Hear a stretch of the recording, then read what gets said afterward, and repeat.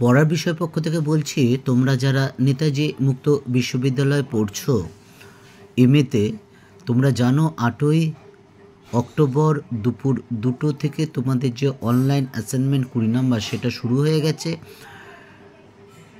অর্থাৎ মাস্টার ডিগ্রিতে তোমরা যারা বিভিন্ন বিষয়ে পড়ছো নেতাজি মুক্ত বিশ্ববিদ্যালয়, তাদের 8ই অক্টোবর থেকে 16ই অক্টোবর দুপুর 2টো পর্যন্ত তোমাদের অনলাইন অ্যাসাইনমেন্ট জমা নেওয়া হবে অনলাইনের মাধ্যমে, তোমরা সবাই জানো।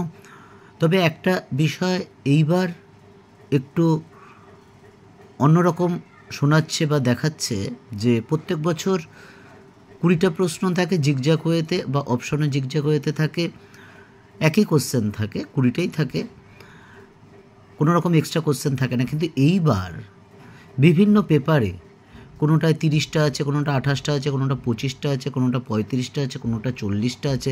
তবে একটা সেটই আছে, আলাদা করে পুরো আলাদা সেট এরকম কিন্তু ব্যাপারটা নয়।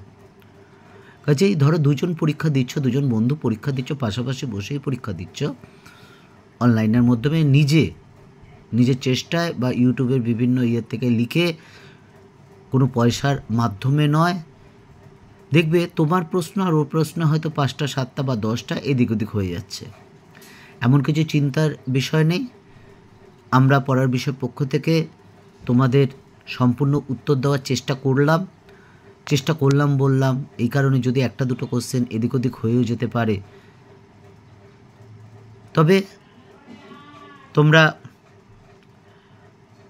যখনই পরীক্ষা দাও 2টো মোবাইল নিয়ে বসবে, একটা এক্সট্রা মোবাইল যাতে থাকে, যদি কোনোটা না পাও তাহলে গুগলে সার্চ করে নেবে। এটা তোমরা জানো, তবু একবার বলে দিলাম। তবে এটা বলতে পারি, আমরা পড়ার বিষয় পক্ষ থেকে যা দিচ্ছি সেগুলো কিন্তু অনেক দিক দিয়ে বিচার বিবেচনা করা। এর জন্য দেখছো আমাদের ভিডিওগুলো আনতে বেশ সময় লাগছে, হাতে লিখে করা হচ্ছে, বুঝতেই পারছো। তার কারণটা নির্ভুল দেওয়ার আমরা কিন্তু চেষ্টা করছি।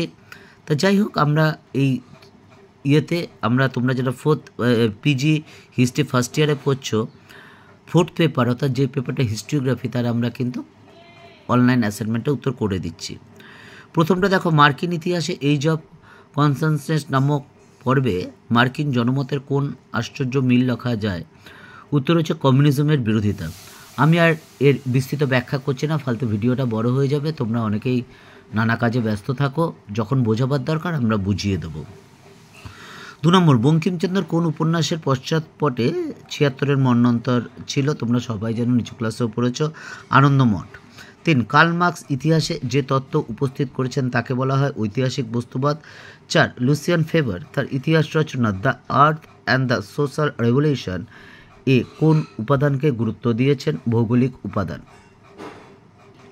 5টা দেখো, ভূদেব মুখোপাধ্যায় কোন গ্রন্থে ভারতভূমিকে দেবভূমি রূপে কল্পনা করেছেন? পুষ্পাঞ্জলি।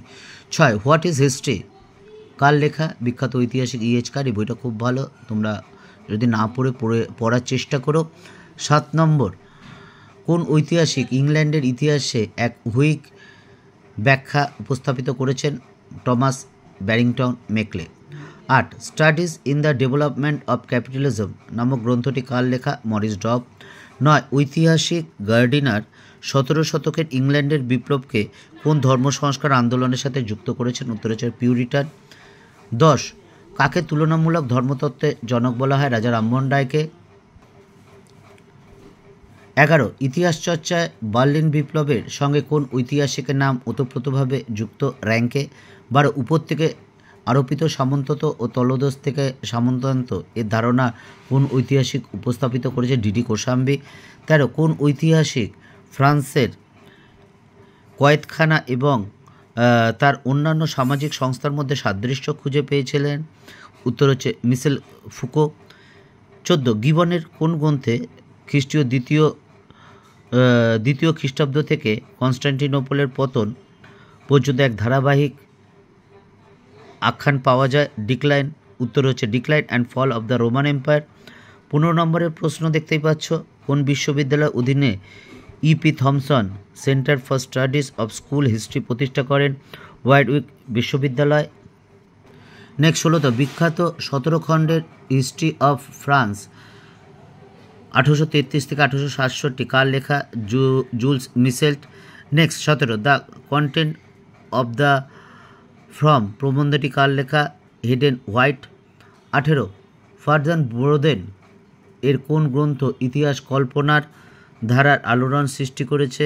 The Mediterraneans and the Mediterraneans world in the age of Philip two. Next Asiatic সোসাইটির সাথে কার নাম জড়িত? William Jones. 20 ইতিহাসের উপাদানগুলিকে মোটামুটি কোন দুইটি ভাগে বিভক্ত করা যায়? প্রাথমিক ও আনুষঙ্গিক। নেক্সট 21 রমেশচন্দ্র মজুমদার কোন যুগের ভাস্কর্যকে আক্ষরিক অর্থেই ভারতীয় ও ধ্রুপদী মনে করেন? গুপ্তযুগ। নেক্সট 22 কার মতে ইতিহাস বলে কিছু নেই, আছে শুধু জীবনী? R.W. এমারসন। নেক্সট 23 কোন ঐতিহাসিক ইতিহাসকে সাহিত্যের থেকে বেশি বিজ্ঞান মনে করেন? র্যাঙ্কে। নেক্সট 24 তারিখ এই বাংলা গ্রন্থে কোন শাসকের রাজত্বকালের বিবরণ মেলে? Murshid Quli Khan. Next 25 rise of the Maratha power কার লেখা? রানাডে। তোমাদের বলছি তোমরা কিন্তু আগে এগুলো একটা খাতায় লিখে নেবে, খাতায় লিখে নিয়ে তারপর ঠান্ডা মাথায় একটু সময় নিয়ে তোমরা অ্যাসাইনমেন্ট জমা দেবে, কারণ 20 নাম্বার অ্যাসাইনমেন্টে পাওয়াটা খুব দরকার। দুটো কারণে, এক হচ্ছে তোমরা যারা খুব ভালো রেজাল্ট করতে চাও তাদের জন্য, আর যারা পাশ করা মিনিমাম পাসটা করতে চাও তাদের জন্য। তবে একটা কথা বলা, তোমরা জানো আমাদের পড়ার বিষয় চ্যানেলটা আমি একক নয়, আমার দীর্ঘ 23-24 বছর শিক্ষকতার অভিজ্ঞতা। আমি ছাড়া আরও 13 জন শ্রদ্ধেয় শিক্ষক শিক্ষিকা আছেন যারা বিভিন্ন স্কুল কলেজের সাথে যুক্ত, এবং তার মধ্যে 3 জন কেরিয়ার কাউন্সিলর আছেন। তোমরা মাস্টার ডিগ্রি পাশ করার পর কী কী করতে চাও না চাও এই সম্পর্কে তোমাদের যদি কিছু জানার থাকে আমাদের ডেসক্রিপশন বক্সে লেখো, আমরা অবশ্যই কিন্তু উত্তর দেব। কারণ আমাদের বেশ কিছু ছাত্র, আমাদের বেশ কিছু বন্ধু তারা নেতাজি মুক্ত বিশ্ববিদ্যালয় থেকে পড়াশোনা করে বিভিন্ন স্কুল কলেজ সরকারি প্রতিষ্ঠান বা বিভিন্ন জায়গা ভালো জায়গায় তারা সার্ভিস করছে। কাজেই তোমার যদি ইচ্ছা থাকে, আশা থাকে, আকাঙ্ক্ষা থাকে, আমরা কিন্তু তোমাকে সাহায্যের চেষ্টা করতে পারি। এর জন্য আমরা পড়ার বিষয় পক্ষ থেকে তোমাদের জন্য সবসময় আছি। 26 দেখো ভিকর বিখ্যাত গ্রন্থ হলো নিউ সায়েন্স। নেক্সট 27 কে বলেছেন ইতিহাস হলো অতীতে দৃষ্টান্তগুলি থেকে আরোহণ করা এক দর্শন? উত্তর হচ্ছে ডায়োনিডাস। এবং লাস্ট কোশ্চেন 28 নম্বর এশিয়াটিক রিসার্চেস পত্রিকার প্রথম সম্পাদক হলেন উইলিয়াম জোন্স। এই ছিল তোমাদের নেতাজি মুক্ত বিশ্ববিদ্যালয় যারা MA পড়ছো ফার্স্ট ইয়ার হিস্ট্রিতে, যে ফোর্থ পেপারটা আছে অর্থাৎ হিস্ট্রিওগ্রাফি, তার আমরা অ্যাসাইনমেন্টের উত্তর দিয়ে দিলাম।